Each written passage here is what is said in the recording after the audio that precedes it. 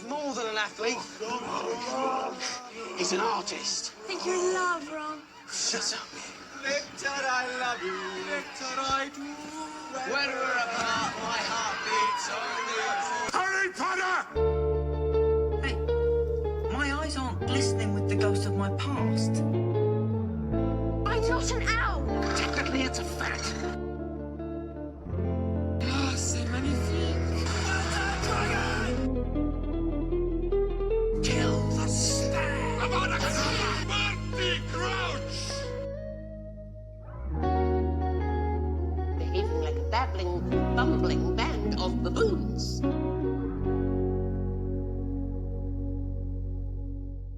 Junior. Hey, everybody. Just want to hop in real quick before the podcast episode starts to let you know about some cool things going on with the podcast. So, first, in the past few weeks, I have been a guest host on the podcast Half-Blood podcast. It's hosted by Scott and William, incredible Harry Potter fans, incredibly knowledgeable. They've also created a really cool Harry Potter game that you can buy online called the much-needed book-only ultimate unofficial Harry Potter trivia game. While it is a mouthful, it is an incredible game with the hardest Harry Potter trivia I've ever seen.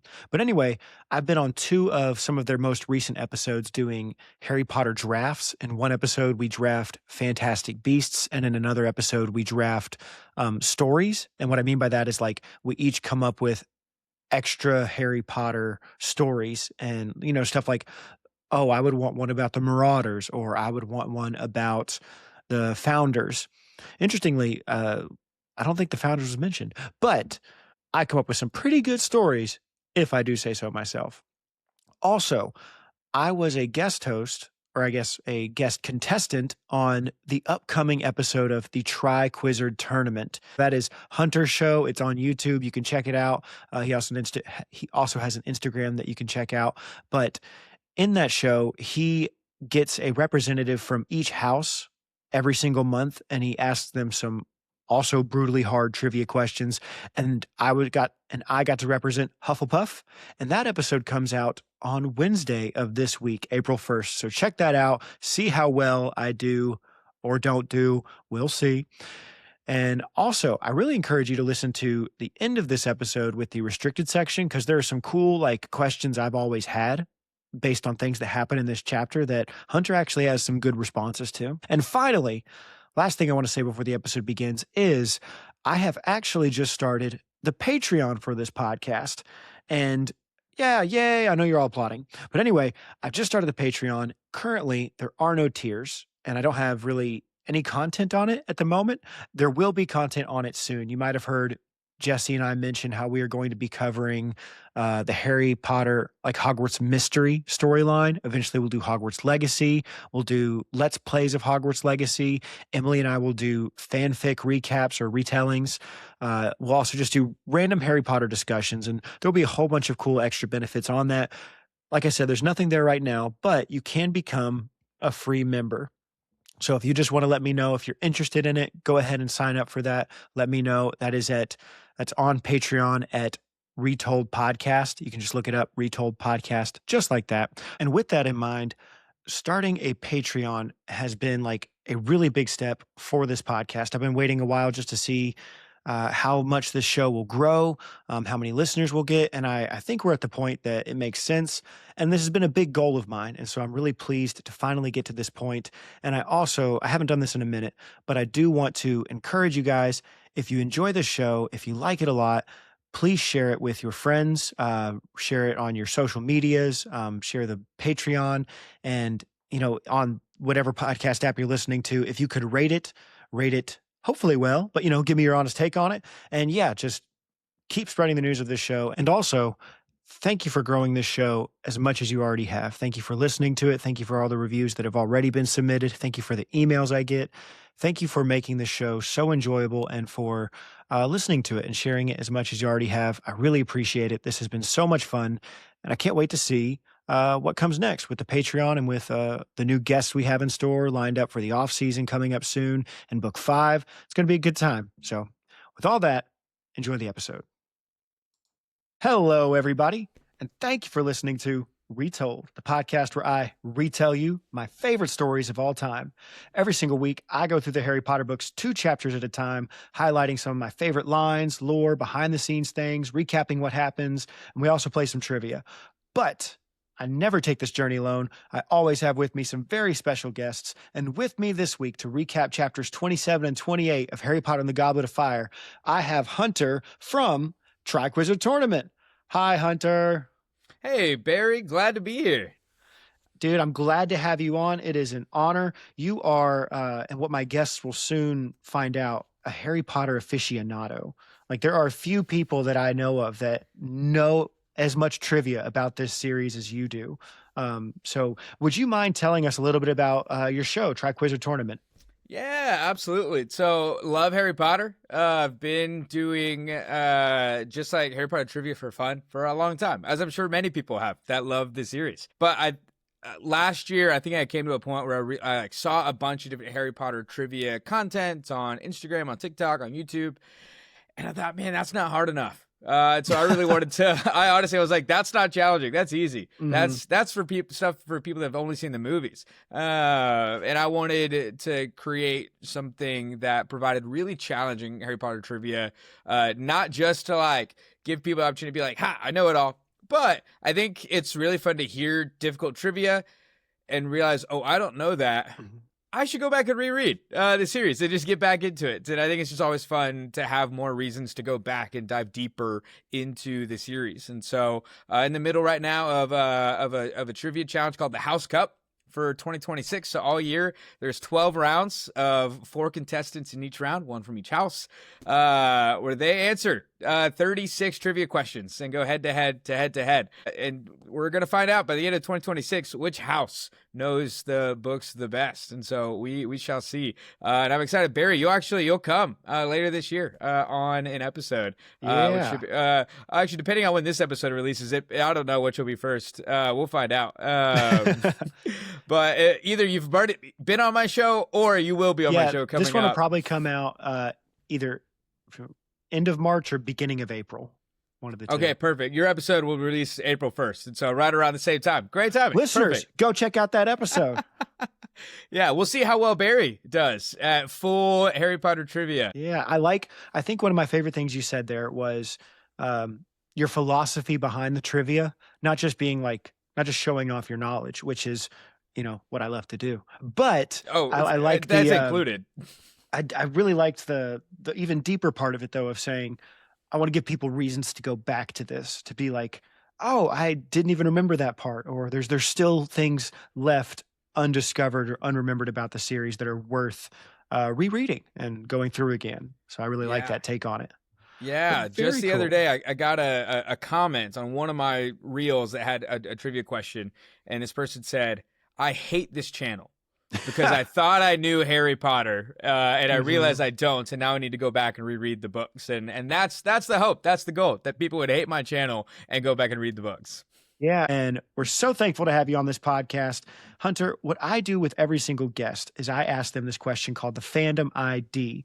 And so what that is, it's your Hogwarts house, what's your favorite book, what's your favorite movie, and how'd you get into Harry Potter? So take it away.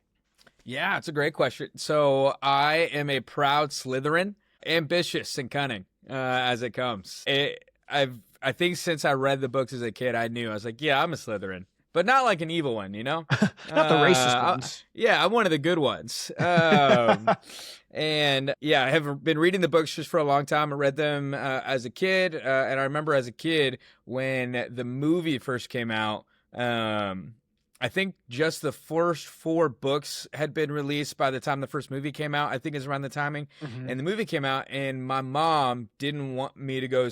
She was like, no, you can't go see the movie. It's witchcraft, so you're not allowed. And so I asked my grandmother, and my grandmother took me instead,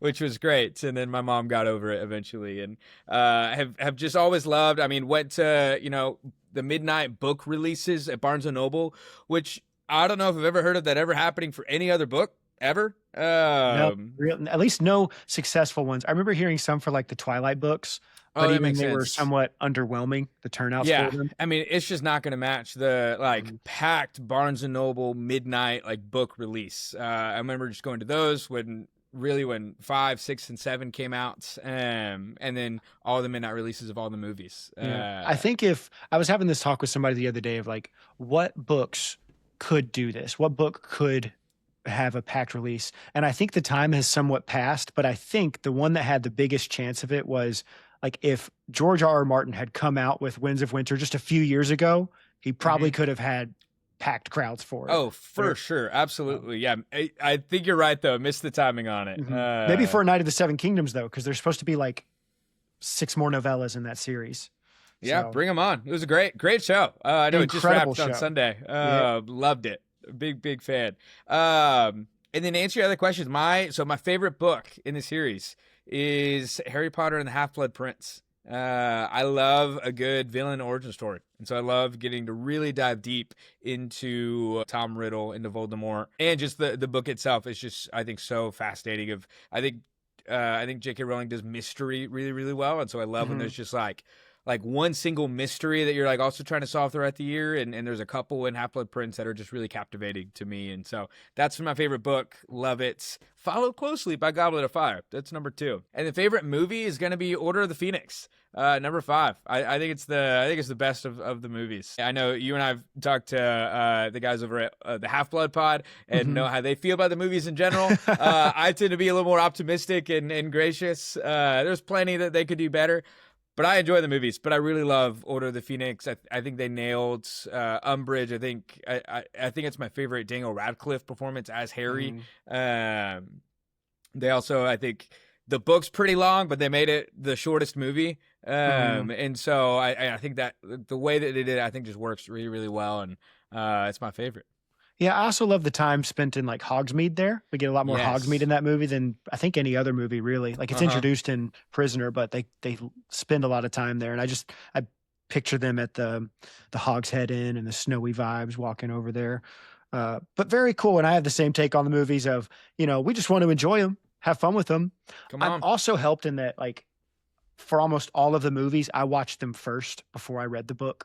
Okay, no way. So like aside from books 6 and 7, every time I say that now, I think of the slang these days. Like I'm a youth pastor. My students say it constantly, and I'm just like, and I try to avoid it. But aside from those two, all the other ones I saw the movies first, and so to me, it's kind of like, rather than thinking, oh no, they changed this and got it wrong, I think, oh, there's more. So, so like I went to the books and think there's even more to enjoy. Yeah. So it's part of probably why I feel that way. But thank you very much. And yeah, we're like almost of the same opinion on, I go back and forth between books 4 and 6 being my 2 favorite books. But all right. Well, thank you for sharing your fandom ID. And now, listeners, we're going to move on to everybody's favorite part of the show, Quizzitch. And so at the moment, Hunter, we are recording a little bit out of order, so I currently don't know the score. I'm hoping at this point, listeners, I have come back. I'm in the lead. All right, I'm winning. I'm doing great, but that remains to be seen. Future Barry here. I hoped it. I wished it. And after all this time, I was wrong. Unfortunately, I am not ahead. I am still down by 2 points going into this Quizzitch competition. Back to the show. So how it works, listeners, is every single season, I boastfully and pridefully claim that I know more about Harry Potter than anybody else in the world.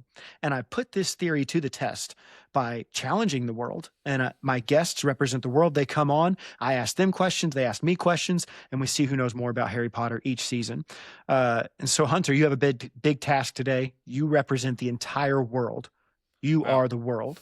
So do your best. Picture like everybody is the people in Dragon Ball trying to give Goku the spirit so he can like make the spirit bomb, whatever. That's a reference that so many people probably don't get anymore, but that's fine. Hey, that's okay. Hunter, what's your first question? All right, first question for you, Barry. What did Harry accidentally spill in order to eavesdrop on Karkaroff and Snape? You know what? This is wonderful because I was so worried when I asked you to come on that I was going to get skunked and get nothing right. And so I remember thinking, if I can just get one right, I'll be so happy. It's Come armadillo bile. It is armadillo bile. That is correct. I thought I'd start you off with a softball, you know? Thank you. Thank you so much. You are greatly appreciated. Come back anytime. All right. So I'll give you, to me, sometimes some of the easier ones are the ones that are mentioned right at the beginning of the chapters. Yeah. So it's like, kind of remember, helps you.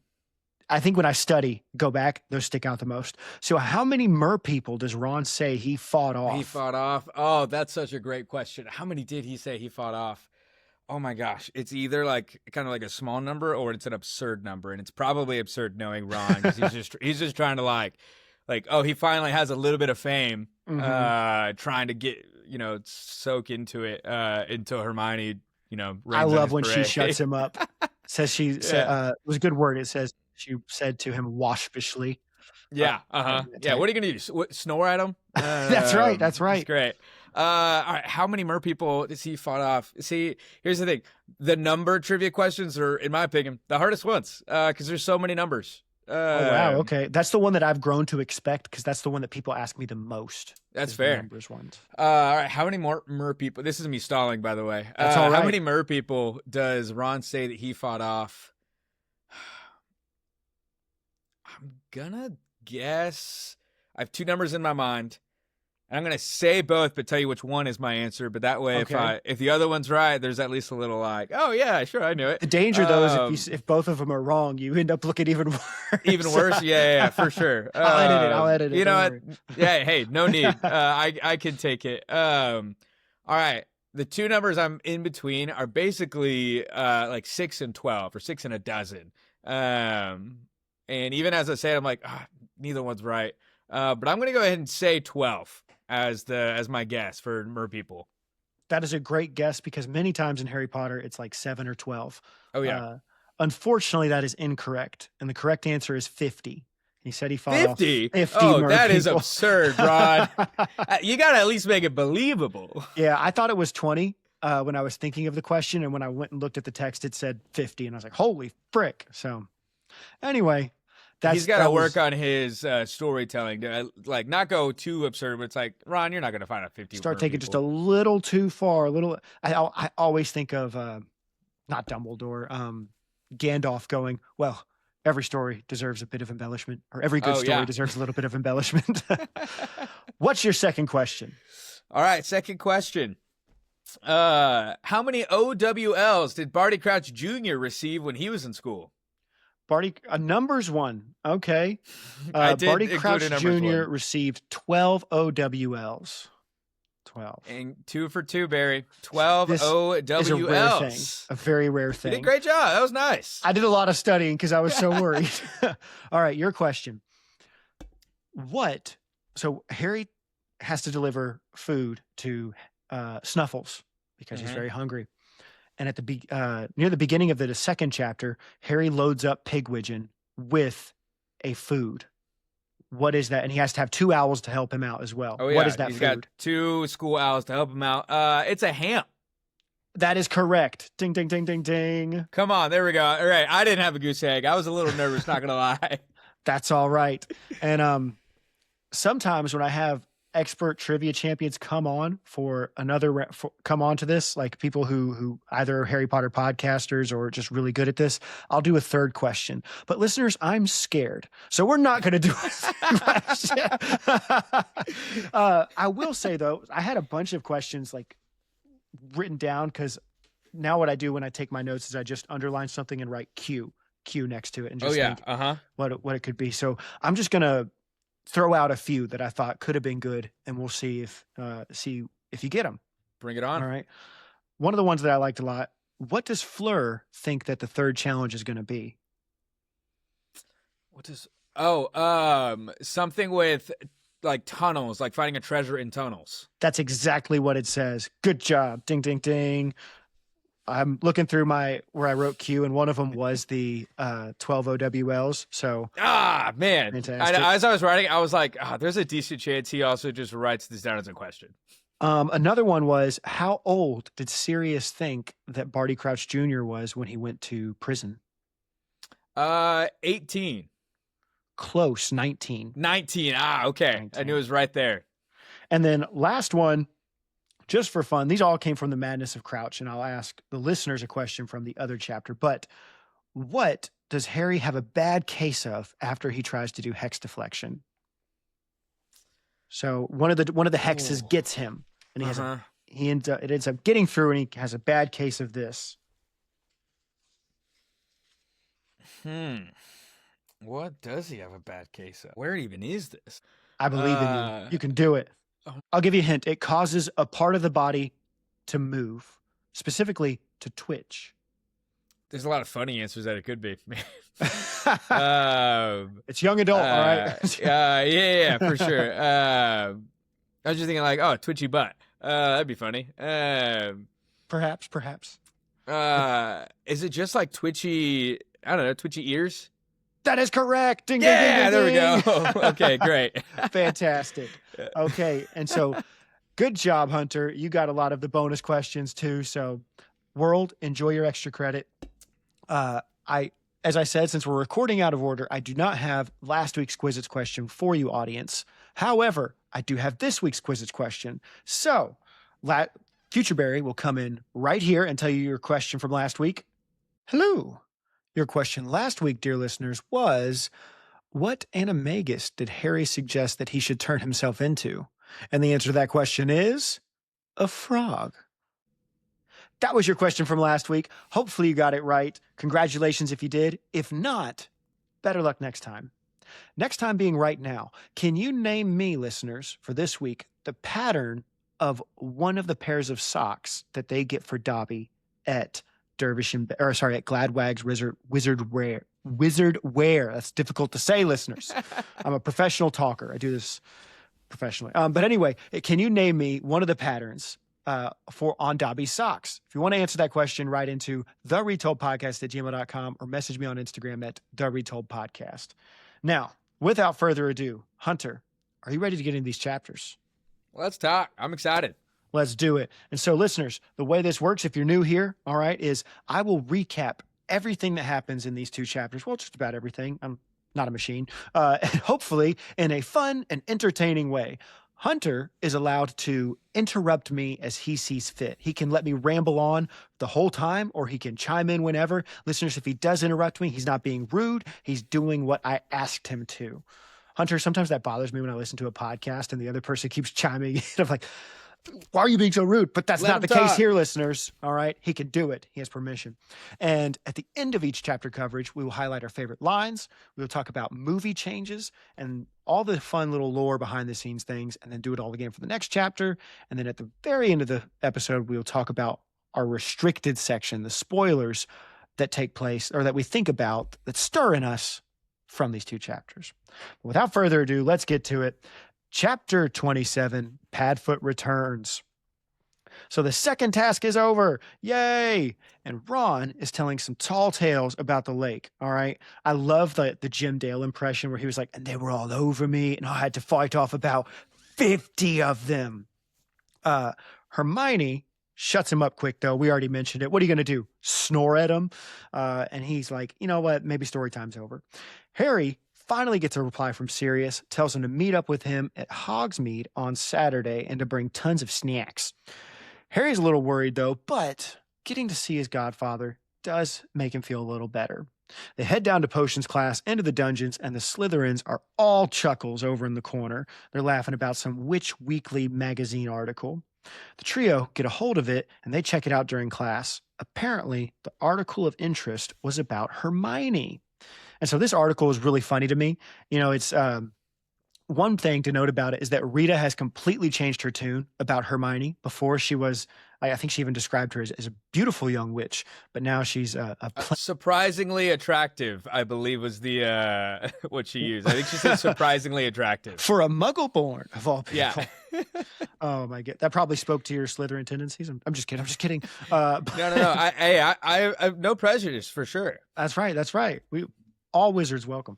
But Rita's changed her tune on him, calls her a plain but ambitious girl, and she even thinks that she's using love potions in order to enrapture these famous wizards.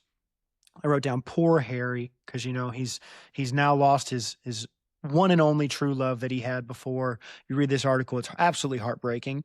The other thing I thought was funny, though, in this article, my note was LOL, Dumbledore investigate, because Rita says, no doubt Dumbledore will want to investigate like the accuracy of these claims, something like that when it comes to the love potion thing. And I thought, you clearly do not know what goes on at Hogwarts if you think Albus is going to be like, oh, there's a problem. Let me go check it out. And that's coming from a Dumbledore supporter. I'm a huge Dumbledore fan. All right, Hunter, I know as somebody that is in the fandom like you are, you've probably heard all sorts of different opinions and takes on Dumbledore. I'm a huge Dumbledore fan, but I thought that was an easy joke to make. I'm Team Dumbledore. But Team All right. Aberforth, Dumbledore. Okay. No, I love Albus too. They're great. Yeah, big fan of the Dumbledores. Team Credence, Dumbledore, or Yeah. Aurelius. Aurelius, that's what his name is. Aurelius. Spoiler. But anyway, it happened in the past, listeners. It's fine. So anyway, they finish up the article and Hermione laughs it off like a pro. Love the part where Ron goes, she's calling you a scarlet woman. And Hermione just goes, a what? And giggles. She does say, though, face all a blush, but like, how did Rita know that Victor asked me to his place this summer? Brushing the hair out of her face. Love that Ron drops the pestle there. It's like, what did you say? And he's over there missing the bowl. He's grinding the table. No, he is completely interested in a different thing, different matter than what Hermione's questioning. And he did say, Victor, that he never felt this way about anyone else. So, Uh-oh. Hermione's got game, all right? I think that's what we got to learn from this. Just then, I wrote down old Snivelus comes over and ruins their gossip sesh. All right. He reads the article, and I do like, it goes to show the power of the reader, because when Hermione read the article, it didn't make that much of a difference. It was kind of like, that's silly. But when Snape reads it to everybody in the class, so like Harry's face is burning. He says it's so much worse having this guy read it to everyone. And he goes, man, this is terrible. Hate it for y'all and this awful love triangle you have going on here. Let me help you out. I'm going to separate you three. Now, Hunter, one of my potential questions was, and let's see if you would have gotten this right, how many points does the trio lose for Gryffindor in this interaction? 20 points? That's correct. Ding, ding, yeah, ding. because it's just 10 points, but for two different things. Yeah. So he moves them all around. He puts Hermione over near Pansy. I thought you were going to ask me that. I thought my question from you was going to be, where does each member of the trio go? But Hermione goes over next to Pansy. Ron stays where he is. And Harry up to the front of the class. Why does Harry go to the front of the class? Because Snape wants to put him in front of his desk and basically whisper to him, hey, you suck, little loser boy. All right. I hate you, you poor orphan. Like this. He's basically just trash talking Harry the whole time. He also mentions that Harry will be in big trouble if he ever breaks into his office again, which is interesting. All right. What's going on? Harry's like, definitely wasn't me. Harry thinks he knows who it was. At this point, he's like, that's Barty Crouch. All right. I saw him on the map. It wasn't me breaking into your office. And Snape threatens the use of Veritas Serum, which is crazy. It's like, this is probably the book with the most proven instances of this man should not be a teacher, with insulting Hermione's teeth, trying to poison Harry, and this whole moment here where he's literally just almost cursing a child under his breath. Get him out of here. Anyway. Oh, and I do love this moment when he pulls out the Veritas Serum. Harry's like, yo, is he about to, he pulling that thing out? He's about to get me with his wand? Whoa. But no worries, Harry. It's just, an illegal potion. No, definitely better. So Harry worries for his friends. Oh, I did enjoy this where his train of thought was, oh no, what if he asked me about my friends? What if he asked me about Sirius? And my note was ... What if he asked me about Cho? Oh yeah. Genuine worries, Harry. I get it. Just then, there's a knock at the door. And who is it? It's your friendly neighborhood Kakarot. Reparo. Futureberry here. I realize now, after having received several emails and talking to my friend Jonathan, friend of the pod, you've heard him before, I have been saying Karkaroff wrong my whole life. It's not Kakarov, as you just heard past Barry say. It's Karkaroff. But you guys already knew that. You wrote in and told me. Anyway, back to the pod. He comes marching up to Snape and he says, "Hey, we need to talk." And Snape's like, "Later, babe. Calm down. Not right now." That's I'm verbatim teaching." what Snape says. Later, babe. Yep. And Kakarov says, "You've been ignoring me this whole time. This is the only place I can get you." Snape says, "Fine, after class." So Kakarov hangs out over his shoulder, just waiting for the lesson to end. Everybody leaves. And as the kids leave, Harry makes a mess, spilling his armadillo bile. All right. Somebody remembered that, listeners. Somebody really cool and handsome, I imagine. Anyway, Snape goes, "So what did you want to talk about?" And Kakarov says, "You know good and well. Look at this." And he shows something on his arm. And Snape says, "Yo, put that away. There's kids here." All right. You can't be whipping that out around here. Listeners, this is going to sound weird if you don't know the context of this story. I hope you read these chapters rather than just hearing my words on this. But Snape says, "We can't talk about that here. Let's do it at a different time." Snape then asks Harry, "What the heck you still doing?" And Harry, lifts his shoulders. "I ain't doing nothing." And then he heads on out, tells Hermione and Ron what happened, like usual. It's the next day. And guess what, Hunter? It's time to go to Hogsmeade. Yay! Best time of the month. That's right. They're off to the village, loaded up with the bag of chicken, and they do get Dobby some fun little socks. What pattern's on those socks? I won't tell you, listeners. You got to write in. All right. Later, they go meet up with the dog, Sirius, who leads them up to his little bat cave in the mountains, far away from the village. I like that note where it says, Harry's like, "It's good and well for him. He has 4 legs, but the rest of us are struggling." Oh, yeah. Yep. And then my next note was "Sup, Buckbeak," because they see him and they all bow. I like that Buckbeak, takes a moment, bows to them.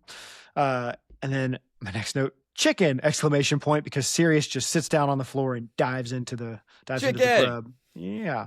And I do like his response to Harry at the beginning of this conversation, because he starts joking around with Harry and Harry's kind of not having it. And Sirius, like a good adult, adjusts his attitude. Is like, "Listen, okay, it's not that big of a deal. Let's get down to business." And so I like how he gauges Harry's emotions and interacts with him there. But they get to chit-chatting and they start talking about Barty Crouch, Winky, and the World Cup events. Each time Sirius like, interesting. When Ludo gets brought up, I have this, something I've caught on this time through Hunter is anytime somebody mentions Ludo Bagman to another character, that person just goes, "Oh, Ludo, that's the guy that played for the Winborn Wasps." It's like their immediate reaction. That's all they say about him every single. "I know that guy. Played for the Wasps." Just like in our world, Kobe, Lakers. That's all I know. But back to Barty, Sirius is really skeptical of this guy, and we learn why. I do enjoy that moment where, he tells Ron, "You're too young. You guys wouldn't know anything about it." Ron says, "Try us." And Sirius, it says he smiles at him. "Fine, I will try." All right, let's do it. Let me tell you this awful backstory, flashback scene, y'all. But we get Barty's backstory. He was a ministry superstar set to become the next minister for magic. However, he started using questionable methods to get to the top. Sirius says some people, bad times can bring out the best in some people and the worst in others. And, he makes it, I think, legal to use illegal curses on Death Eaters, or at least in attempts to get dark wizards, and a whole bunch of other questionable methods. He sends people to Azkaban without trials, including Sirius. And that's how Sirius went to Azkaban without a trial. He also drops the news that his son, does he say the name? Beep. It doesn't say the name. No, it just says his son. Well, that'll be a nice beep when I ever do this episode later.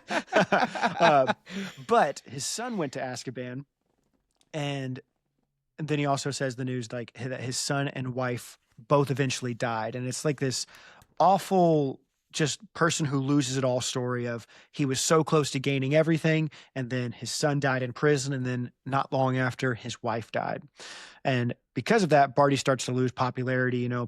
Sirius says people started to question, how was it that this boy could have turned out so wrong? Maybe it was his stupid deadbeat dad who never came home and played catch with his kid. That's probably what the problem was. Yeah, absolutely. Mm-hmm. And the story ends, and the kids are like, dang, bummer, dude. And they chit chat a little more. They question whether Snape is a good boy or not. And surprisingly, even Sirius says, hey, you know what? I don't like him. But if Dumbledore says he's good, all right, fine. I can't believe he was a Death Eater if Dumbledore says he wasn't one. Before they finish talking about Crouch, though, I thought, let me go to this section. I thought there was this interesting chunk of sentences that were said of like, there's certain moments that I think are funny that it seems like the author is talking directly to the reader to be like, hey, look at all this. Are you asking yourself these questions as well, reader? You know, he was tough, but he never descended to the level of Death Eaters. Crouch, though, he's a different matter. Is he really ill? If he is, why did he make the effort to drag himself up to Snape's office? If he's not, what's he up to? What was he doing at the World Cup that's so important that he didn't turn up in the top box? What's he been doing while he should have been judging the tournament? And it's like JK directly saying to the reader, ask yourself these questions too, reader. So this is maybe the biggest chapter in terms of like, hey, here's just like a ton of clues of things that are going on, all kind of just being reiterated all together. Yeah, this is the first book I remember reading the first time. The other books I don't remember most of my thoughts. However, when I got to this chapter, I was such a kid that I didn't ask myself these questions. Little Dumb Barry was just like, oh, wow, what a fun story. What's going to happen in the third task? Yeah. But these are good questions to ask, listeners. Anyway, Sirius asks Ron to ask Percy about Crouch, and then they roll on out back to the village. Sirius tells, I like when they say goodbye. Sirius lets them all give him a little pat. Give him little pets on the head in dog form, and then off he dashes. And that's the end of the chapter. Yay! Amazing. All right, listeners, moving on now to our favorite lines, some of the little moments that we like the most from this chapter. Hunter, how about you give us yours first? Yeah, I mean, I feel like there's really one choice for the best line in this whole chapter. And it comes from Sirius. In terms of like, not just like, oh, it's a funny line, because there's plenty of funny lines, especially at the beginning, but just in terms of like, oh, that's just a really good line. Line from Sirius, and this is after Ron, they're talking about Crouch and everything, but Sirius goes, hey, if you want to know what a man's like, take a good look at how he treats his inferiors, not his equals. Absolutely. And I love just that line so much, because we see that kind of throughout the entire series.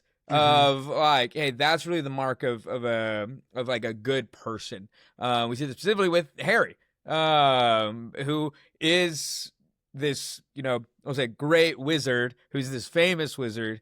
But even he has this, he doesn't know that. So he has this like natural humility to constantly be treating other people as if they're on either the same level or if they're above him. But he rarely, if ever, treats anyone as if they're like below him. And I think it's a cool thing about one of the best qualities about Harry as a character. But I love this line to really focus on, hey, if you want to really know what a man's like, great, look at how he treats his inferiors. That's a wonderful line. I have a lot to say about it in the restricted section. Yeah. Because I've heard several like, interesting takes on that line from people in the fandom, but I kind of have an opinion that I've heard is a little counter to most of the opinions. So that's called a hook, listeners. Stick around for that. Right. Did you have any more favorite lines? I mean, I love just everything in the beginning where Ron is bragging about what he was doing in the lake and what he could do. I thought were just really, really great. And Hermione's line of, what are we going to do? Snore at them? And then there was one more really just Hermione's reaction to the article in Witch Weekly, which was just, I think this spoke a lot into like Hermione, into like her confidence and like determination to fight Rita Skeeter. She just goes, if that's the best Rita could do, she's losing her touch. What a pile of old rubbish. Ooh, shots fired. All right. You can't hurt Hermione. Okay. And I Back don't off, know Regan. if she's calling, because she throws Witch Weekly into the empty chair, and I don't know if she's calling like that a pile of old rubbish, like the magazine, or if she's calling Rita Skeeter a pile of old rubbish. But either way, I think Hermione's both coming can be for you. true. Yeah, Hermione's Yeah. coming. Watch out for that. All right. So some of my favorite lines, I liked. This isn't like, it's not a magnificent line by any means. It's just funny to me. Near the beginning of the chapter, the brown owl that Harry had sent to Sirius with the dates of the Hogsmeade weekend turned up at breakfast on Friday morning with half its feathers sticking up in the wrong way. And so, like, listeners at this time of the year, the narrator made note that the winds are crazy outside. Harry had no sooner torn off Sirius's reply than it took flight, clearly afraid it was going to be sent outside again. Like, no, don't give me another one. So I enjoyed that one. Sometimes there's these fun little ironic line placements, word placements throughout these books. Oftentimes you'll get stuff like Sirius said, seriously. That's a common one I've seen like twice now already in this book. But one here is, do you know what this is, Potter? Snape said, his eyes glittering dangerously again. No, said Harry with complete honesty this time. It's Veritaserum, a truth potion. And so I liked how it said, Harry said with complete honesty, and then it's a truth potion. So I enjoyed that little bit. And then just to end it off, most of my favorite lines for this chapter, like you said, the really good one, the meaningful one, but another silly one here. And I liked this because it sort of says the insignificant part first. And then it gets to the weird part, and you'll understand when I say it. Tethered at the end of it, talking about this a rope in the cave. On one end of his rope, around a large rock, was Buckbeak the hippogriff, half gray horse, half giant eagle. And I was like, I just thought it was funny. There's like, oh, a horse, oh, a bird. You should have led with the bird. You should have led with the bird. Right? Yeah, for sure. And then I think I had maybe one more. Let me see if it was the one you said. No, okay. I liked this one just because of like how spooky it sounded. And this is my last one for the chapter, listeners. Talking about when Barty's son dies. He wasn't the only one, said Sirius bitterly. Most go mad in there, and plenty stop eating in the end. They lose the will to live. You could always tell when a death was coming because the Dementors could sense it. They got excited. And just there's so little we get to hear about Azkaban. And it's cool to hear that perspective, but also it's very haunting. And like it speaks to the evilness of the Dementors. So I liked that line. It was cool. And like I said, very, very haunting line.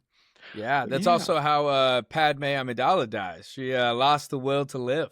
Oh, same wording, same verbiage there. Anakin, no. Oh, you turned her against me. Anyway, my heart. Yeah. I was trying to remember that one, but it was like gone. I couldn't remember that. So it wasn't Annie. Anyway. I'm going down a path I can't follow. So sad. I love those memes of Obi-Wan, but it's like anytime he's on screen, it plays sexy back. Oh, yeah. There's the dun, dun, dun, dun. But moving on, listeners, to our Transfiguration section. So these are differences that the movies made from the books in these chapters. So for the most part, with this particular chapter, it's mainly a giant omission. So like this whole instance of them going to the cave to see Sirius, to get Dobby socks, the Witch Weekly article, it's not in there. I guess the things to note about how they're different, it's more mashups. And so, for instance, the Witch Weekly article, that was combined with a different one that took place earlier in the movie, right after the first task finished, not the second task, as far as like exposing the fact that Crumb and Hermione have this potential relationship. And then the other thing is that in Harry's first interaction in this book with Sirius when he's in the fire, Sirius doesn't talk about Barty Crouch at all. But in the movie, that's where Sirius mentions Barty Crouch sent his own son to Azkaban. But it's here at this point after the second task that takes place rather than before the first. So that's really all I could think of for this chapter, since it's mainly just a big old omission. Really cool, though. Again, one of those chapters that you hope is in the HBO adaptation. Excited for stuff like this to potentially appear on screen. So we shall see. Yeah. The one other small little piece was Oh, yeah? Snape accusing Harry of stealing from his stores. That's being, right. Being while he's like in the potion store closet in the Mhm. movie, and holds up the little bottle of Veritaserum. Says he might accidentally slip it over a little morning pumpkin juice. Yeah, I'm really glad you said that because also that moment takes place after the events of next chapter as well. Like as far as timeline, because the Goblet of Fire movie is so like I said, it's probably my favorite, if not it's my second favorite movie. And one of the things that as I got older is kind of interesting about it is there's no transition scenes in the Goblet of Fire hardly ever. It's mainly just here's big set piece, here's big set piece, here's big set piece. And in the movie, this is one of the only transition scenes where it's Harry's walking past Snape's stores, sees Kakarot and Snape arguing. So that takes place in Snape's store's office rather than in his classroom when Kakarot approaches him. And then right after that, it's the third task. Snape slams the door in his face. We get to the third task. Very glad you said that, Hunter. See, listeners, a professional. Hey, I'm paying attention. Last one, or moving on now, listeners, to our golden snitch section. So this is like behind the scenes, little lore, tids and bits, things that the casual reader might not notice or have thought about before. So the first one that I have, we get a name drop of Dervish and Bangs. I think this might be the first time that this is mentioned. Oh, it is mentioned in the Harry Potter and the Prisoner of Azkaban very briefly. I don't think I had it as a golden snitch there, though. So I'll say it here. But there's not much about it. Dervish and Bangs was a Hogsmeade wizarding equipment shop that sold and repaired magical instruments and stuff. And that's a quote, magical instruments and stuff, according to Ronald Weasley, including sneakoscopes. And it was located near the high end of Hogwarts, near the high end of Hogsmeade. And let's see, we know one of the previous owners, and it's really like this is from Hogwarts Legacy. His name was Thaddeus Travers. And like I said, that's pretty much all that is in this in the wiki article about them. It does say that there is a recreation of Dervish and Bangs in the wizarding world of Harry Potter, but it's not one of the ones you can go into, I believe. I think it's one of the ones that's just like a shop front. Yeah. But that's all we got for that one. Moving on now to Veritaserum. So this is a fun one that there's a whole lot about. First time we get mention of this. Veritaserum was a powerful truth serum. The potion effectively forced the drinker to answer any questions put to them truthfully, though there were certain methods of resistance, which this was interesting because I hadn't heard about this. Use of this potion was strictly controlled by the British Ministry of Magic. Apparently not. Let's get to some of the fun facts about it. So Veritaserum was a clear and colorless as well as odorless and tasteless potion. It was almost indistinguishable from water. The potion had to mature for a full lunar cycle and was quite difficult to produce. It was something you had to be able to produce once you finished any NEWT level potions, and it could be mixed with pretty much any drink. Since some wizards and witches could resist its effects while others could not, Veritaserum was unfair and unreliable to use at a trial. So that's interesting because I'd always heard, why don't people just use this in trial? Why don't they use this in the wizarding world? But it's for this reason that apparently it can be resisted. So you couldn't get definitive proof of guilt or innocence. Another problem was that the victim stated what only they believed to be true. So the victim's sanity and perception of reality were also factors during interrogations. Therefore, while the drinker's answers were sincere, they were not necessarily true. And then here's the note about resistance. Despite being the most powerful truth serum in existence, it still could be resisted through different methods, including the taking of its antidote. What's its antidote? I'll click on that in a second. And occlumency.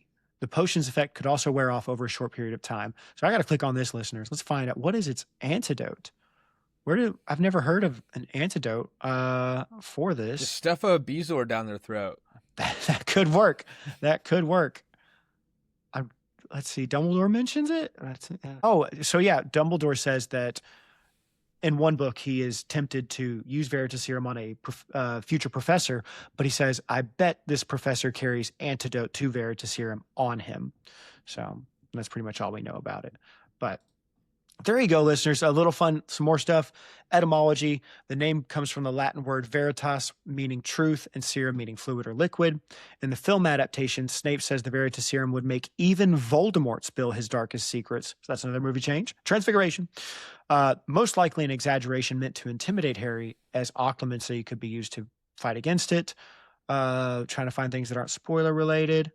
Not really anything else. So there you go. That's how we got in Barrett's. Oh, author's comments. This could be fun. Sorry, listeners. I'm dragging on and on, but this is interesting to me. J.K. Rowling has said that Veritaserum works best upon the unsuspecting, the vulnerable, and those insufficiently skilled in one way or another to protect themselves against it, just like every other kind of magic within the books. Veritaserum is not infallible. For this reason, she explained that even if Sirius Black had been given the opportunity to testify to his innocence under Veritaserum, the Wizengamot likely still would have found him guilty by claiming that Sirius was using trickery to be immune to it. Straight from the horse's mouth. Whoa, fascinating. Yeah. I'd never heard that you could fight against it, so that's actually enlightening. We know, Barry. Anyway, moving on. Last one for this chapter, the Wit Sharpening Potion. The Wit Sharpening Potion was a potion which allowed the drinker to think more clearly. Due to this, it acted as an antidote to the Confundus charm. And on this article, it mentions how you make it.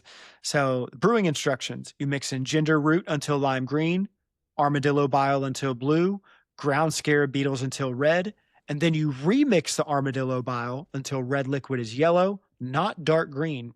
And then you remix ginger roots until the brew is lime green, and then again mix armadillo bile until the potion is purple. Why am I saying all this, listeners? Because in the Harry Potter 4 Connect, they use a different recipe. They change it up, all right? They add more ginger roots than you should. They add a clockwise turn until it turns yellow instead. All right, so the Harry Potter Connect people need to get on their game. They're going off canon. Wow. And this even says in each potion, or each video game, the potion appears as a different color. So all the video game people messing it up. Anyway, that's all we got for Golden Snitches. And that wraps up the first chapter. Hunter, are you good to go for the next chapter? Do you need to take a break? No, this is great. Let's dive in. Let's keep it rocking to what is, listeners, chapter 28, Madness of Mr. Crouch, to what is maybe the longest chapter of this book. It was so long when I was, listeners, one of the things I do sometimes, like when I'm looking at the length of each chapter before I take the notes, and I wonder, how long am I going to be sitting here taking notes? I thought, oh boy, both these chapters together were like 60 pages in my book. And that's a lot.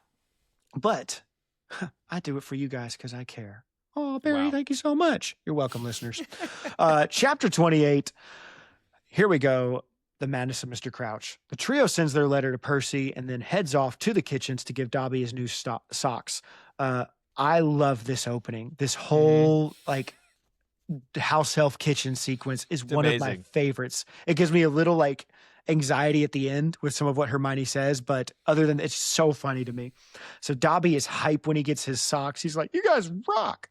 Ron keeps asking for food, specifically "Can I have an eclair?" I almost thought about asking you that.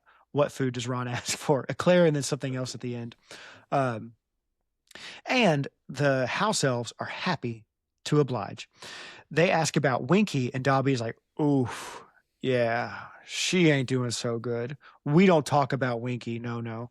But she's over by the fire, looking dirty, butterbeer in hand, and Hunter, she is having 6 bottles of butterbeer a day.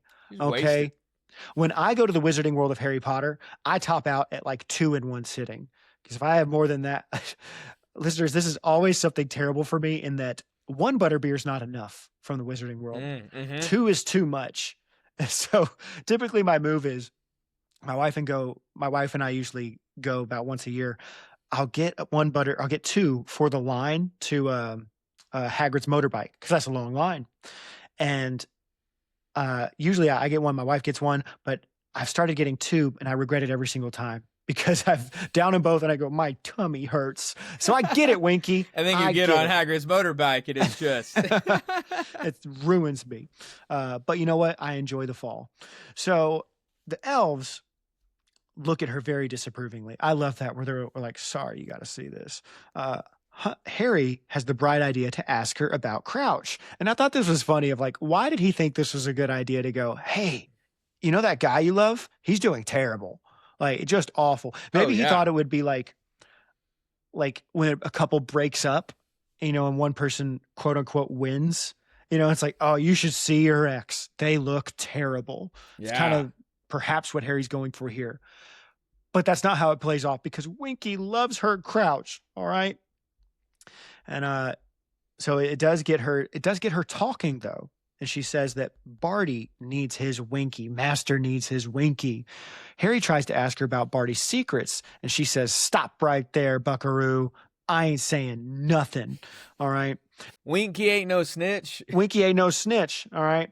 Dobby says, you can't talk to Harry Potter like that. And she tells him to shut up too. You know, I'll talk to him however I want. He's nosing. You know, and Dobby says he's not nosing, but actually he is nosing. So it's one of his specialties.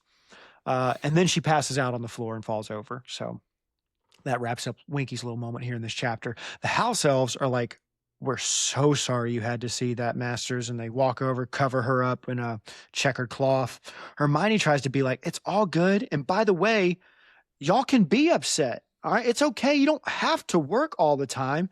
And they're like, the heck is wrong with this woman? My little note was, I thought of that moment in SpongeBob. This is a load of barnacles. Yep. Like they do not like Hermione mouthing off to them. I love the moment where she says, look at Dobby. Please keep Dobby out of this. Right. Yeah. He's like, whoa. Don't bring me into this. I'm like, happy, but I don't want to push it onto them. They're like, he says, they tolerate me. Okay. You don't need to make this even worse for me down here. So yeah, keep Dobby out of this. They are given their food though. And the house elves very politely kick them out. Hermione and Ron argue for a while, but they're cool the next day. Oh, also I should note, there's an interesting moment where when Harry goes to the owlery that afternoon, he sees Hagrid digging up something next to his cabin.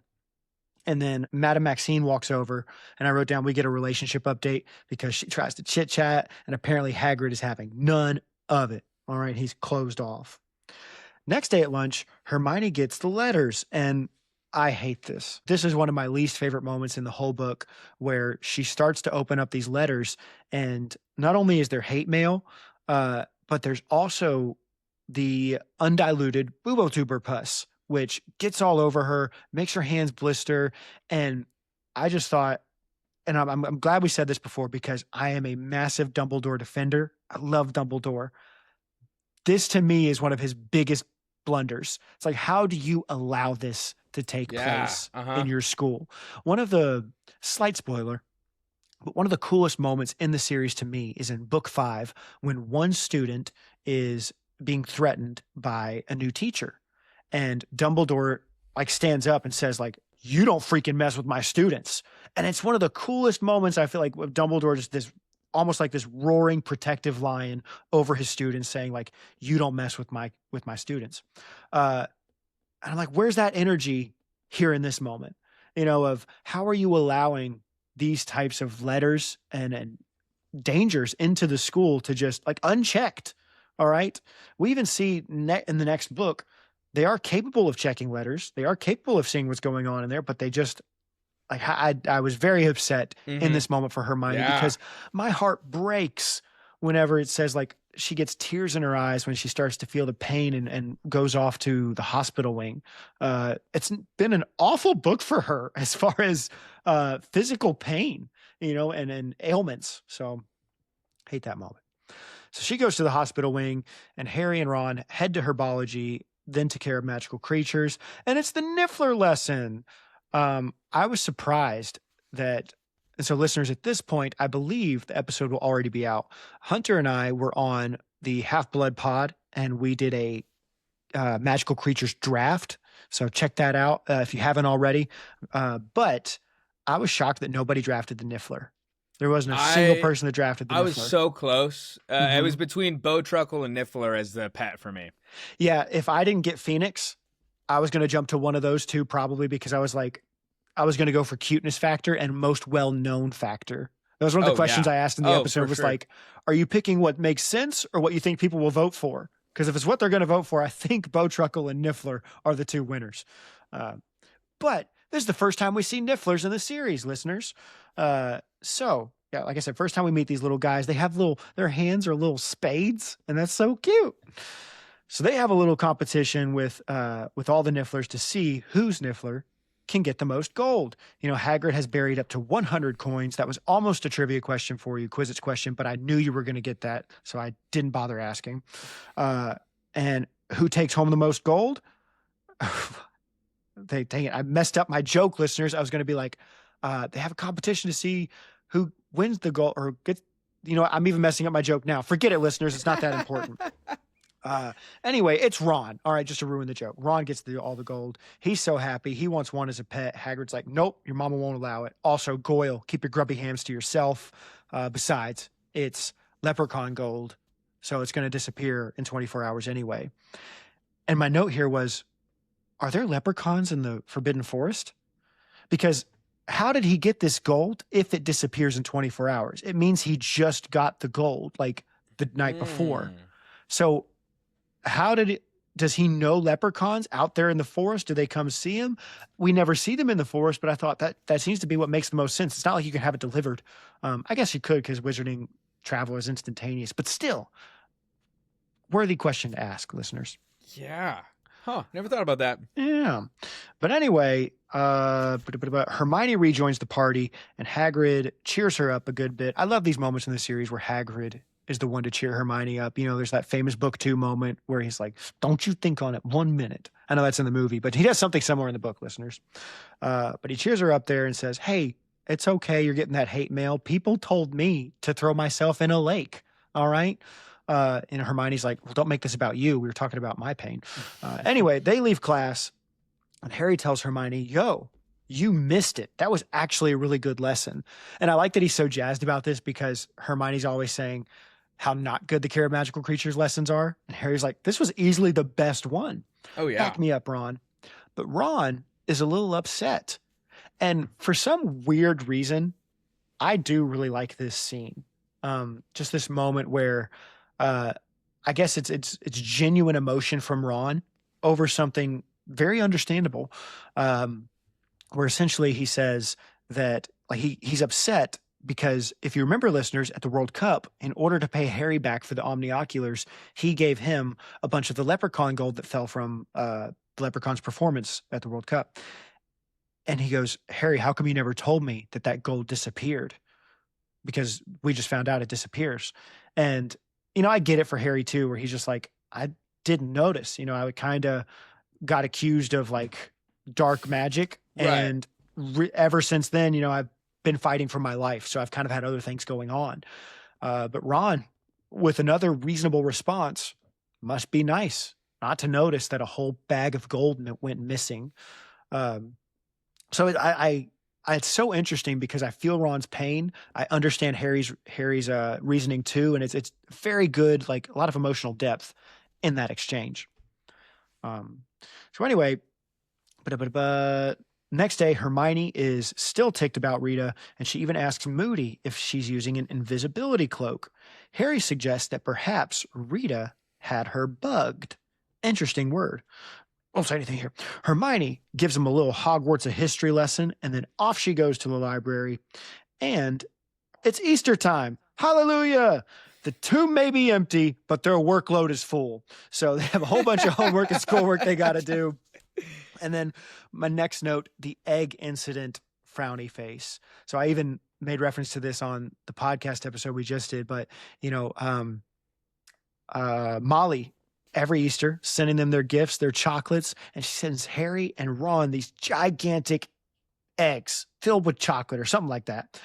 But for Hermione, she sends her like a little tiny chicken egg or something like that. I can't quite remember exactly, but it's a very tiny egg. And it's this sad moment, and I hate to, like, you know, in the Jim Dale voicing of it, when her voice is just so pathetic of like, Ron, your mom doesn't read Witch Weekly, does she? And Ron, not picking up on the hint at all, or not reading the room at all. Yeah, reads it every single week. Loves that stuff. So Good stuff there. Right after we talked about him being so like emotionally attuned or having a good moment. A we have brief this. moment. Next note, Percy's sassy letter, because he writes back and he goes, please don't bother me about this. Of course I know my master or my boss's handwriting, my superior's handwriting. Barty Crouch, just fine. Everybody's asking me about it. Leave me alone. Also, happy Easter. So, like, it's a shame that like that's how a lot of churches kind of act. All this. By the way, happy Easter. Yeah. Oh no. Anyway, next, Harry finally gets an update on the third task. McGonagall tells him rather abruptly that he has to go down to the Quidditch field tonight at 9. And it's like, hope you didn't have any plans, Harry, because you got stuff you need to go do tonight. So he meets up with Cedric. They head on down there. My note was Fleur and Cedric ? Because it mentions that, and we talked about, this was a question for you earlier of like, what did Fleur think the task was going to be? But we get that information because Cedric says, hey, Fleur told me this. And I was like, you be talking to Fleur? What are you talking to Fleur about? Because we know Fleur kind of has the hots for him. All right. I guess being a champion might be going to this boy's head. Whatever. My next note, what have they done to the Quidditch pitch? Both boys are so upset about Worst this. nightmare. Awful. And then my other thought was, so they get there and Ludo explains, don't you worry at all about it. All right, we'll fix the Quidditch pitch after this is over. And they explain that for the third task, they're going to have to go through a maze. But I just thought, it's a good thing the maze moves. Otherwise, you could just look at the layout right now and kind of memorize it maybe. I don't know. I couldn't memorize it, but I bet like William from Half-Blood Pod could have had that whole thing memorized. That dude has a crazy memory. I wrote when Barty Crouch is explaining, when Ludo Bagman is explaining the rules. So you guys got to go through the maze, find the TriQwizard Cup. Nice. It will be placed in the center, and all those points we talked about before, screw them, because all that matters now is getting the cup. That was so funny to me at the beginning of the book when Dumbledore is explaining the rules of the TriQwizard Tournament, and he says, whoever has the most points at the end wins. And it's like, that's kind of not true. I understand you can kind of finagle it to say like, the cup is infinity points, but that's like in a basketball game when you say next point wins. Well, I wonder, because I was thinking about that too, of like, whoever is specifically, it's the first champion to touch it will receive full marks, which my assumption is that means 50 points, because each task has been basically like scored out of 10 for 5 judges, so 50 points. And so I'm wondering, like, man, let's say hypothetically Harry failed in the first task, didn't get the egg, and so then got maybe 0 points. And then let's say, actually, if he failed in the first task, he'd really struggle in the second task because he wouldn't have the clue of the egg. So let's say again, 0 points because he's just, treading water for an hour in the second task because he wasn't prepped. And let's just say he's going into the last task with 0 points. And you've got Cedric with like 80 or in 7, like however many points Cedric, Fleur, and Crumb have. And so Harry would enter the maze last, but it's not impossible that, like, in that scenario, Harry still gets to the center first, gets the cup, and maybe gets full marks, but then wouldn't win the TriQwizard Tournament. That's kind of was my thought process. No, I like that take. And so I'm going to be curious now when I go into the next chapter, because I had forgotten what the point totals were. But, if it is 50 points, I'm wondering, I think the person that's in last is Fleur. And so I wonder how far behind. Is she 50 points behind or more than that? Because if she's more than that, it's like, I'm not competing in that last one. All right? Yeah. People die in these things. I'm not doing that. It makes me think of, and like, so if you're Cedric and let's say Fleur is too far behind in points to win, so you win one of two ways. Either you get the cup first or Fleur gets it. And it's like when I play Mario Kart and I play the Mario Kart battles. At the end of it, if you, one of my favorite ones is Steal the Shine. Yeah. You have to hold the thing for 20 seconds. And there are some moments when I play with some of my friends where it's like, listen, I have just enough points to win. So if this computer holds it for all 20 seconds, I win anyway. So I don't know why I drew that connection, but listeners, I love Mario Kart. So, moving on. Meeting's over now, and Harry's about to be accosted by Bagman, who wants to like help him cheat again, when who should interrupt? But it's Victor Crumb, and he wants a word. And Crumb, not suspicious at all, walks Harry over to the forest. And it's like, why are we going over here? And Crumb, again, not suspicious at all. I don't want to be overheard. It's like, bro, this is way too... And later in the chapter, I do hate how angry Hagrid gets about this. And we'll talk more about it when we get to that moment. But one of the things that bothers me is like, he's kind of right in that, Harry, you definitely shouldn't have just gone off in the dark over at the like, it was crazy moment. I just thought survival skills a little low in this moment for somebody who usually has some high survival IQ. Anyway, Harry, all scared, says, what could this be? Something super serious, right? And Hunter, it is serious. Oh, Crumb yeah. says, hey, what's going on between you and my girl, Hermionie? And Harry's like, what? You think I'm a threat? And he's just kind of like tickled that he's a threat. You know, like, me? You think me? Compete with you? Don't play with me, man. She be talking a lot about you. It's what Crumb says. And Harry goes, well, it's me or Ron, and I'm the main character. So, but no, just kidding, bro. Like, we're just friends. That's the only reason. It's strictly platonic, strictly frenzies. And they do start to have a bro moment where Crumb kind of like, you know, he evaluates it, decides he believes Harry, and then he goes, you fly really well. And I like that. I love that moment where he's like extending that little olive branch, like, okay. Also, you like, this is a pretty cool thing about you. And Harry starts to say it back, but then they're interrupted by Mr. Crouch. I picture like in Pokemon when you walk through the tall grass, because you know they're next to the forest, a wild Barty appeared. Yep. He jumps out all crazy like from the forest, gives them both a little fright, does them a spook, and Harry thinks, dang, he is really not looking good. He's gone great. He's gone crazy, but I love in his craziness, he still calls Percy Weatherby. You know, he's talking to the tree, still calling him Weatherby. And it's even funny because earlier in the book, Fred or George says like, hey, you keep this up, he may remember your name. And he never does. Never does. So, but at one point, Crouch says that he needs to talk to Dumbledore, and he has something of like a moment of clarity, you know, where in that moment where he's like, I messed up. I really did talk to Dumbledore. And Harry's like, chill, bro. I'll go get him. And it is funny to me that like Harry kind of ignores the most serious part of it. Cause when Crouch goes like, Harry Potter, Voldemort, or Dark Lord getting stronger.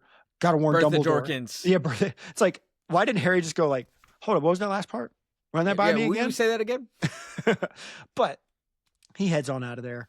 5 minutes later, he's in front of Dumbledore's office. Bad news, he can't get in. Good news, Snape comes out. Yay!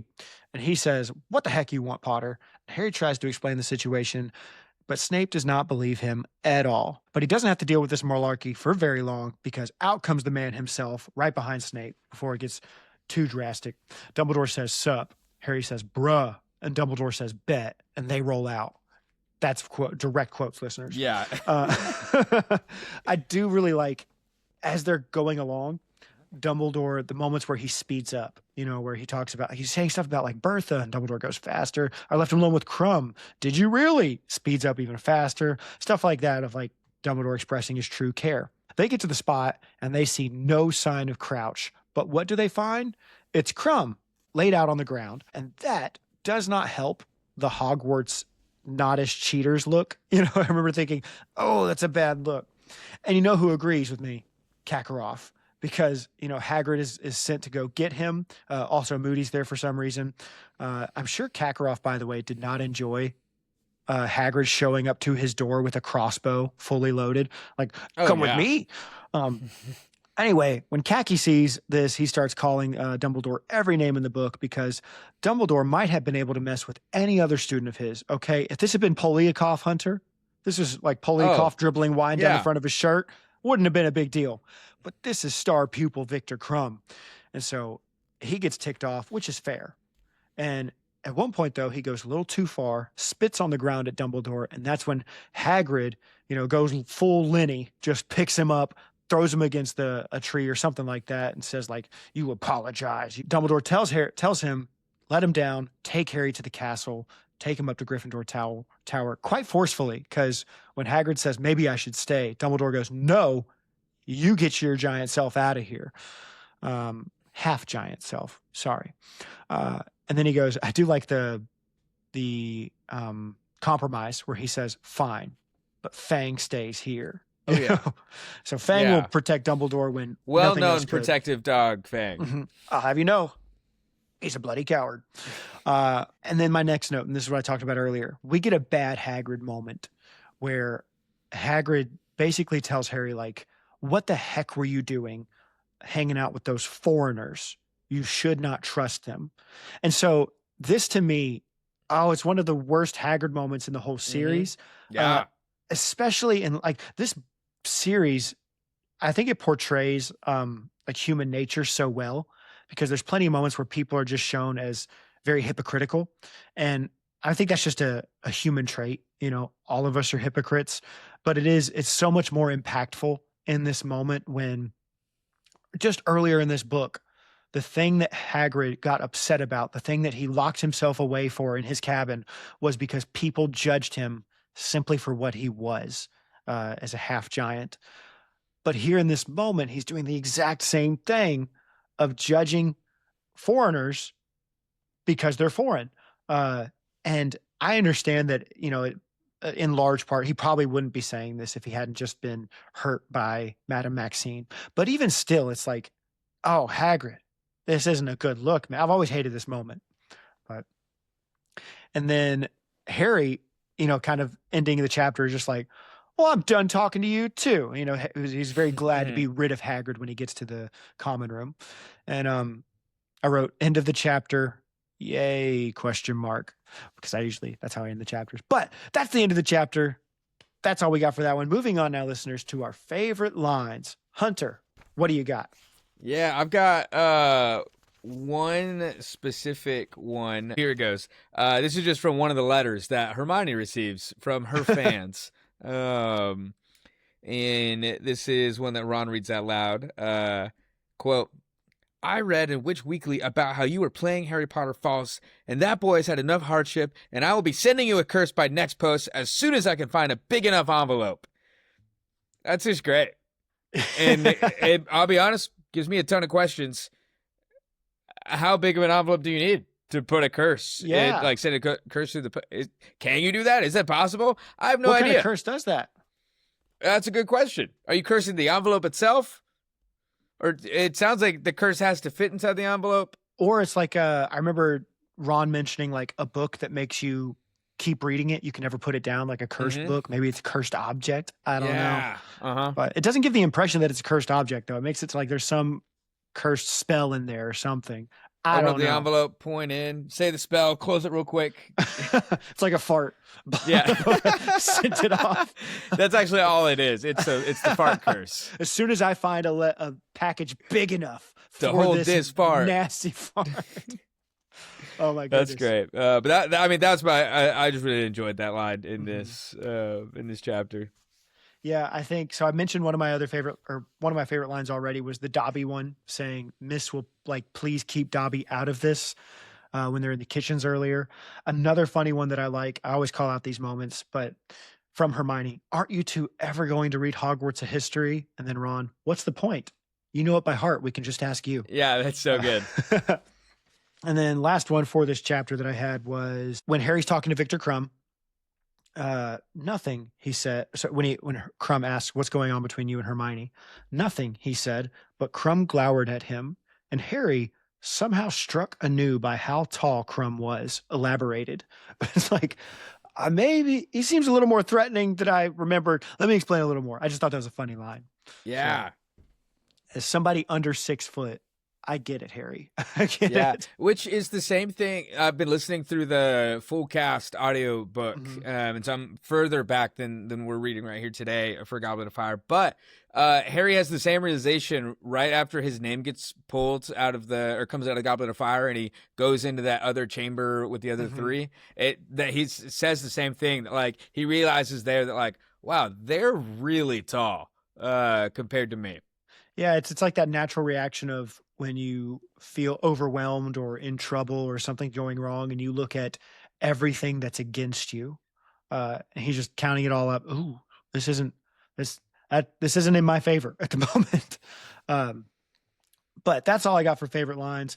So now, moving on, listeners, to our transfiguration. So again, there's a lot of omissions here. They don't get the explanation of the maze, or we don't see the Quidditch pitch being turned into the like have the tiny shrubs on it and all that stuff. But I will say the big one, probably most glaring one, is that there's no talk with Barty. When Barty jumps out of the woods and, runs into Harry and Victor and goes crazy, that doesn't happen at all. What the movie does is right after the second task, right when it ends, Barty Crouch walks up to Harry, time goes on. And here we stand. They just have a fun little conversation. But that's really all we get. Like, Barty is not missing throughout the events, like he is in the book. So he's there at the second task. And then the next time we see him, Harry's walking through the woods, while Hagrid, Ron, and Hermione are in the back singing the Hogwarts theme song, Hoggy, Hoggy, Hogwarts.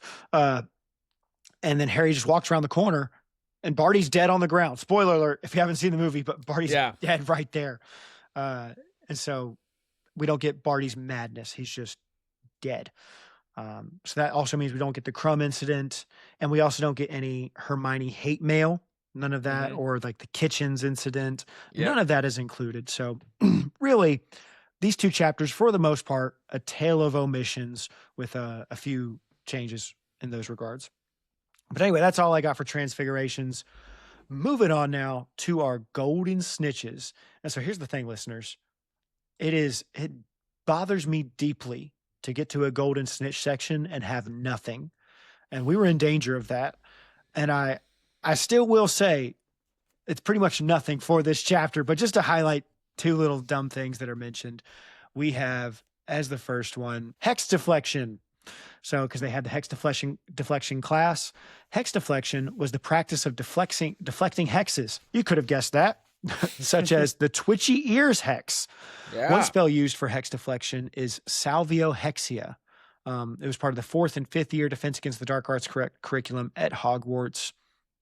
And then there's some like Hogwarts mystery lore, which, by the way, listeners, at this point, our Patreon will have already been set up where me and Jesse do this retelling, but for the Hogwarts mystery series. So if you want to hear that, check that out. That's the whole reason for this golden snitch section, just to plug that. And so really that's about it. My other golden snitch that I had was the twitchy ears hex, but it does what it says. All right. You don't even get, it's kind of sad. You don't even get like the wand motion for it. They sometimes give us that, but there's nothing. It was possible that Miranda Goshawk had this hex used on her when she was practicing the shield charm, as she recommended it to be cast on those who practiced that spell. Really just conjecture stuff. But that's all we got for golden snitches. And listeners, that about wraps up our main coverage for this episode. It does wrap up the main coverage. So we're about to move into our spoiler section, where we talk about things that relate to the rest of the series, some theories, or just things coming up ahead. If you don't want to be spoiled on that, then you need to get yourself out of here. All right, get gone with you. Before you go, though, we just want to say thank you so much for being here. Thank you for listening. And Hunter, if these listeners, they thought during this, wow, he has a great camera, and his voice is beautiful. Where can we find this guy? Where could they find you? Honestly, just start with Instagram at TriQwizard Tournament. And so it's basically TriQwizard Tournament, but you just insert a Q in there. And that's it, TriQwizard Tournament. And so it's on YouTube, Spotify, TikTok as well, but Instagram is probably where the primary source for a lot of y'all will be. And so follow along there. We've got great trivia all throughout the year, and again, depending on whenever this episode's airing, and my episode comes out, look out for Barry on my show, competing in a very extensive Harry Potter trivia that doesn't that's not right after he read the 2 chapters that the trivia questions are in. Yeah, I am so incredibly worried. Like I said, we talked about this before, but there are some episodes I'll watch and think, oh, I got this in the bag. There are even some like most difficult level questions. I think you call them 7th year or level 7. On Scott's. Scott has levels. Oh, Yeah. Scott. Scott's got levels. Mine are just all hard. They're all 7. But yeah, there's some of them that I got this, and then others I go, oh no, I could never in a million years. So looking forward to that. But yeah, listeners, check that out. Make sure you go look at his channel. It's a whole lot of fun. If you want to quiz yourself along with the contestants and just laugh and have a good time and enjoy people stressing over how little they actually know about the series. But yeah, moving on now to our restricted section. Now that we got all of the non-spoiled people out of here, I have a list of things to mention, and then if you want to add to this, go for it, and then we can talk about some of these things. One is we get a few more like Ludo as a red herring updates, because it mentions like they make careful note when they're talking to Sirius to say, but hey, Ludo was also there. Ludo was in the forest the night of the Quidditch World Cup, and Sirius is like, interesting. He played for the Wasps. But I also find it interesting too that like nobody ever goes, but those goblins were also there. And that's the connection with them, is that the goblins and Ludo had that moment. The other one, it's the quote. It's the Sirius quote. I even wrote it on my hand while you were talking about it. Because I was nice. like, I got to remember to mention this. The Sirius quote. Okay. Yeah. So this quote's interesting. If you want to know the measure of a man, like pay attention to how he treats his inferiors, not his equals, something like that. And great quote, really impactful, really meaningful. And obviously, like listeners, when we say inferiors, we don't mean they're less than them. It's just like people, I guess, maybe below them on a social hierarchy or something like that. So, but the thing that people always point out, at least because I listen to a bunch of Harry Potter podcasts, and the thing that people always point out when they get to this is the hypocritical nature of Sirius and how he treats his house elf specifically, because that's what this comment is about, how Barty treats his house elf. And I know this is going to sound weird because I just talked about how hypocritical Hagrid was later. I don't find this as hypocritical from Sirius, and I'm going to explain why. Because I don't think his mistreatment of Creature, the house elf, is done on the grounds of him being a house elf. I think it's done on the grounds of him being a piece of crap to him. Now, they both treat each other. It's mutual hate, I guess. Like, Creature treats him. And that's what we learn, is that if he had treated him well, things could have gone different. But it's a matter of, like, both of them hate each other. So that's why they both treat each other terribly. So that's kind of, I want to defend Sirius a little bit in this moment against those accusations. But Hunter, what do you think of that? Yeah, my thought immediately went to wondering, like, cool, is Sirius's mistreatment due to viewing Creature as less than? And I would agree. I don't think so. Doesn't mean the treatment's okay. No, it's so bad. Absolutely not. But I don't think it's because he's an inferior. I do think it's part of, like, they just have this mutual dislike of each other. But also, I was wondering, I'm wondering if there's any bit of it that is really geared towards, like, obviously just the Creature's, like, connection to the whole Black family, which Sirius doesn't enjoy his family at all, and any sort of connection to his family.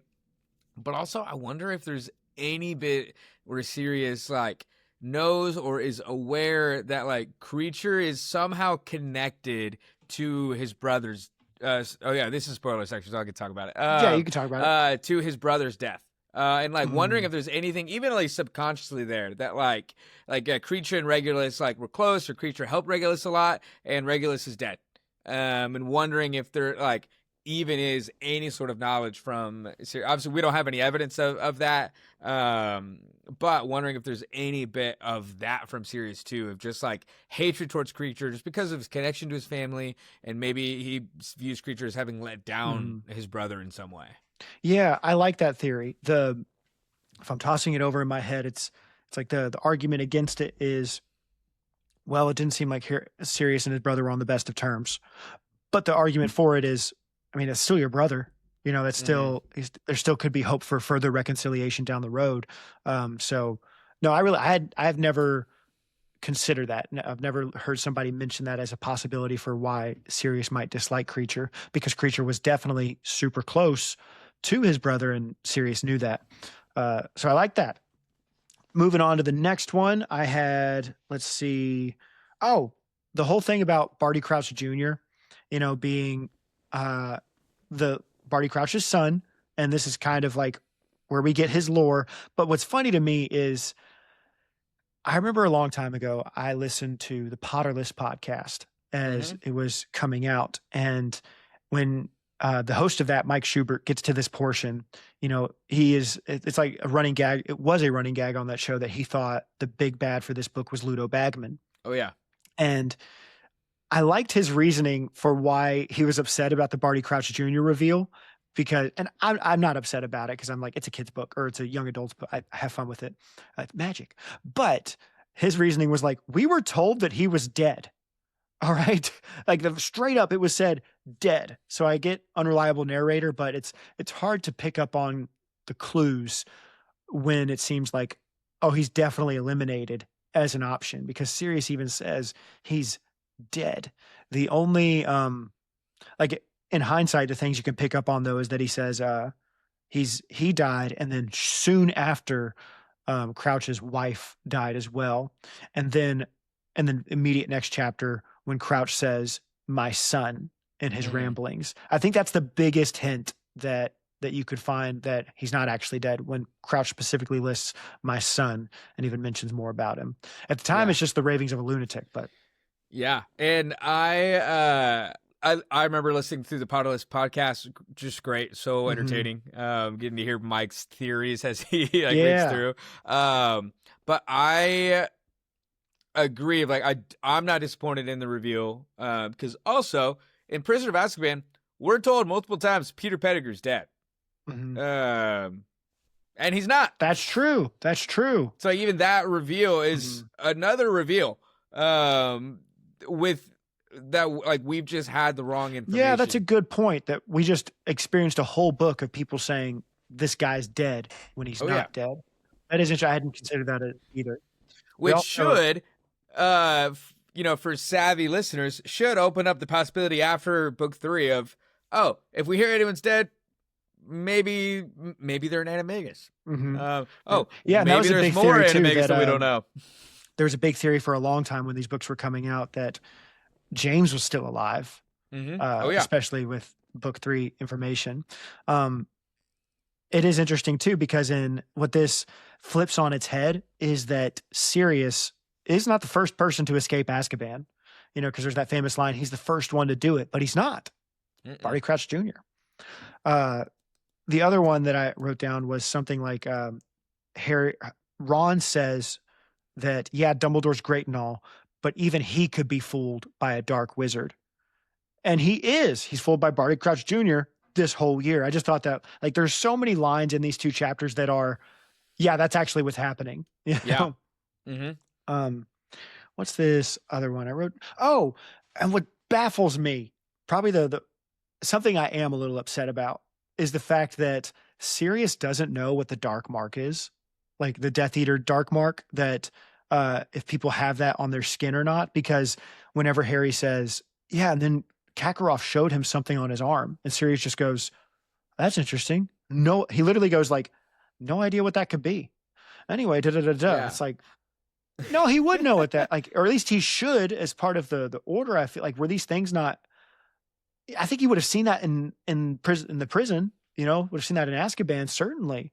I just find it unlikely. Is it impossible? No. I just find it unlikely that he wouldn't know the dark mark. I read it a little differently. In that, because he's talking about Karkaroff and Snape, and it's like, yeah, saw, Karkaroff shows something on his arm, and I read it as Snape, or as Sirius going like, oh, I do know what that is, but I don't need to tell Harry right now. And even because they had just kind of like, say they were talking about Snape really mostly, because they were talking about Crouch investigating Snape's office, and Sirius was talking about, Snape was crazy about the dark arts, was friends with all these people that were Death Eaters, but like Snape even or Sirius doesn't make any mention like, Snape was a Death Eater, because I don't think Sirius knows that Snape was a Death Eater. Mhm. I think he knows that he loved the dark arts and he was friends with all these people, but he's like, surely Dumbledore wouldn't, hire a Death Eater. And I think that moment of Harry talking about the thing on his arm is Sirius going like, oh shoot, maybe Snape was a Death Eater. If Karkaroff's showing him, then they may have been both Death Eaters, but then deciding, I'm not going to tell Harry that right now. He doesn't need to hear that. This is conjecture, shouldn't be spoken out loud. I'm going to keep it to myself, take it to Dumbledore. Harry's a kid. And then, in book 5 being like, last time I kept things from Harry, it didn't turn out well. Maybe now we should tell him anyway. I like that theory. I hadn't considered that either. Dang, we need to have you in more restricted sections. Good stuff. So the last one for the first chapter was the part where Hermione says, Percy would never throw any of his family to the Dementors, said Hermione severely. I don't know, said Ron. If he thought we were standing in the way of his career, Percy's really ambitious, And so a hint at what takes place later in the series, while I don't think Percy would ever actually throw his family to the Death Eater, the Dementors, I don't think he would go that far. It is shown that he would at least, while he would not harm, he would abandon his family. Which is because of his ambition. So I thought that was an interesting one to call out. Yeah. And we do get a hint about Bertha Jorkins' mind being messed with because Sirius says she had a good memory. She may be dumb, but she had a good memory. She gossiped a lot. Let's see, just a few more, and then we'll wrap this one up. Again, it's such a fat chapter. Mm-hmm. Hermione saying she'll get Rita Skeeter back if it's the last thing she does, and then the bugging being mentioned. So we get a bunch of little Rita, a ton of foreshadowing. Mm-hmm. And so listeners, if again you already know this, but Hermione does get Rita because she's an animagus. All right, just like you mentioned earlier, anybody could be an animagus. We don't know. And I do like I think J.K. Rowling's strategy there of hey, book 3 surprise reveal. We've got some, James, Sirius, and Wormtail, they're in a Magi, surprise, and that's the shtick. And then I love in book 4, when you would think as a reader, there's no way she does it again. There's another, it's Rita Skeeter. That's the solution. A solution that's already been used, but I think that subverts expectations because you wouldn't expect her to just do it again in the next book. Like when you're taking a multiple choice test and you're like, listen, I've had 3 trues in a row or 3 A's. It's not going to be another A. Listeners, it was another A. It was another one. But the other ones I had were when they go to the Quidditch pitch and Ludo says, don't worry, y'all will get your Quidditch pitch back soon enough. My heart broke because I was like, Cedric never will. He never got to say goodbye to his pitch. I almost said he died on that pitch, but he did. But his dead body was there on that. May as well have, yeah. Yeah, may as well have. The last competition he ever had was on that pitch because it finished as soon as they grabbed the cup, tying with a Gryffindor. All right, because it's always so funny to me that they say Hufflepuff's greatest thing, they beat Gryffindor. So I'm sure they would have considered it just as awesome that he tied with a Gryffindor. And then the last one I think worthy of mentioning is Mad-Eye Moody being in the forest, really Barty Crouch Jr., that he's there because he had the map, Harry's map, and he was able to find him. But it is funny to me that nobody questions that Barty Crouch, that Mad-Eye Moody's right there. He's like, don't even worry. You rang, here in that moment. But it's fun connecting the dots. Listeners, these books are absolutely wonderful on a reread. But that's all I have. Did you have anything else to add? No, I think you're right. These books are a wonderful reread to go over and I've read the books tons of times and still finding new things and getting to experience new things, and it's just so fun. Mm-hmm. Are you enjoying the new audiobooks, the new versions of them? The new audiobooks rock. They really do good. I'm such a big fan. It's been really fun to get to listen through, and I'll wait till they're all out to make my full judgments, but it might be my favorite just way to consume the Harry Potter story. Very cool. It's just it's so immersive, and I just really like it. Yeah, I described it sort of as so the previous audiobooks are what they purport to be, audiobooks. But these ones feel more like I am listening to plays because of like uh-huh. the voice distancing, like the way the sound works and all the effects and all yeah. that. It's like my eyes are closed, but the play is going on right in front of me. Yeah, that's a great way to put it. Mhm.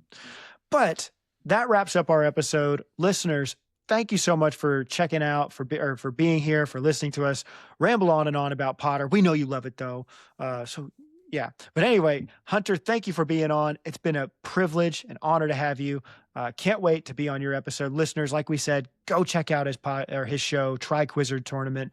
Hopefully I will have proven Hufflepuff's proud, gotten another win over Gryffindors. We'll see. But Best thing since Cedric Diggory. best thing. I'll put that on my tombstone.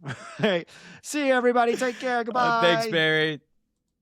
Thank you for listening to Retold. Artwork for this podcast was created by Rachel Ortlip. Music was created by Taylor Jarvis. And the Retold podcast is produced by me. That's right. I made this.